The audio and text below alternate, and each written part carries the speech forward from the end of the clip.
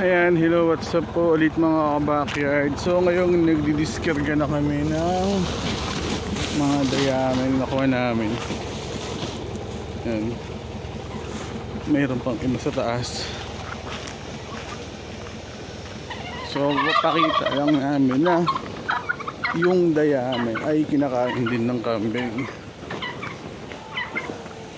Actually okay din to kasi solid material siya. Moisture content niya is mababa. Kagandahan sa dayaming nakuha namin, ayan o, yung iba medyo green pa, so bagong giik, kung tama ba yung term ko.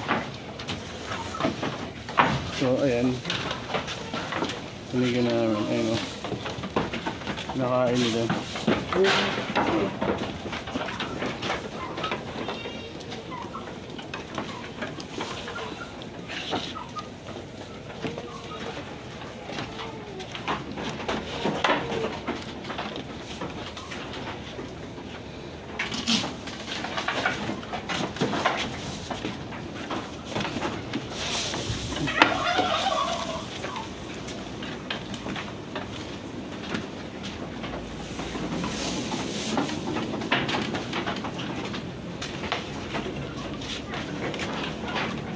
So, ayan, nagbibigay kami ng dayami ngayong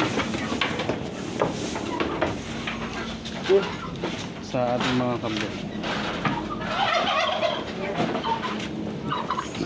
Jack, di ba napakasta na natin yun?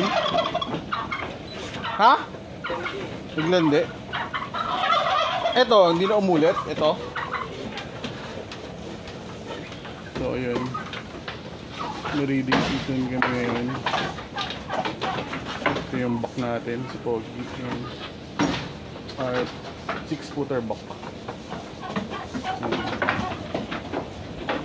Papakain kami ng dayami. Ito, iwanan na namin yan pagbalik namin ng umaga yung umusyan.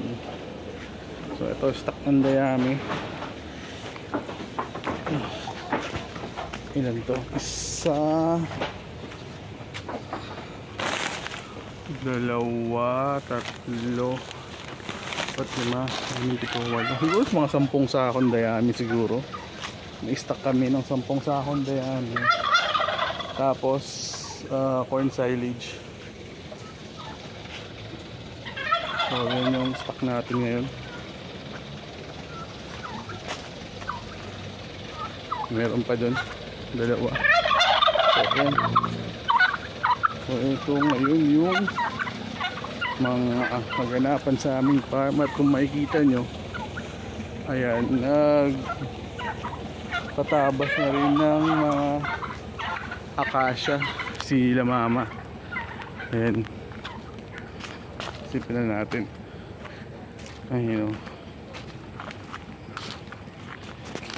ang daming akasya. Yung malaking akasya dito, pinutol na ito.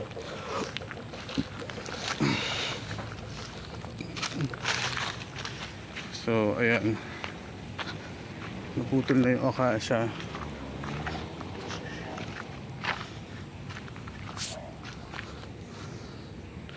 Diba dito may malaking akasya. So ayan, tuloy na. Ang laki pala niya ito. Yun o. So ganyan yan kalaki.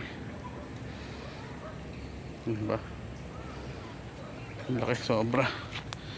So ayan,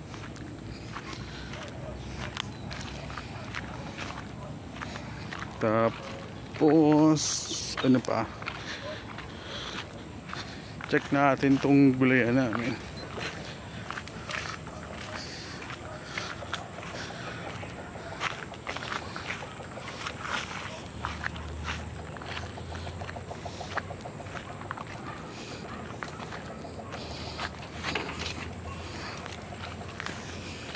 So ito yung mga ampalaya at umaakyat na sila.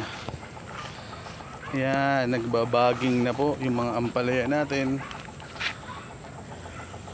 At nagiging burden na ulit yung mga talong. Ayan. Kung mapapansin nyo, may mga karton sa gitna. Yan yung para hindi siya tubuan ng damo. Ayan. So yan yung mga kamatis. So yun lang, ito lang yung update sa ating ngayon, sa ating taniman at sa itsura ng ating bukid ngayon. So yun lang, salamat.